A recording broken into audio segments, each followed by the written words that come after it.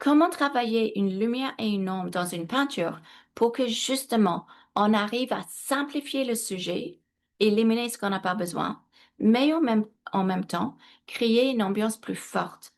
Cette semaine, c'est un rappel de ce qu'on a appris les 3 dernières semaines.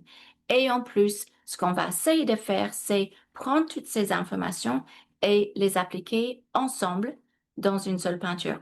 Donc, ce qu'on fait cette semaine, c'est qu'on reprend le travail de structure, de valeur tonale, de contraste, de contour, de couleur et d'abstraction. Et toutes ces choses-là, tous ces éléments-là, toute cette facette-là d'une peinture, c'est ce qu'on a besoin de travailler dans toutes les peintures qu'on fait. Mais on a besoin de savoir comment, en fait, ils fonctionnent ensemble. C'est le résultat de tout ça. C'est une peinture forte avec une ambiance, un message, un profondeur, une lumière, un ombre, tous les éléments qu'on veut dans une peinture, en fait, sont tout simplement les conséquences de ce qu'on a fait les 3 dernières semaines et exactement ce qu'on va appliquer cette semaine. Donc, cette semaine, c'est une mise en place de tout ce qu'on a fait les 3 dernières semaines. Si vous n'étiez pas là, c'est pas grave.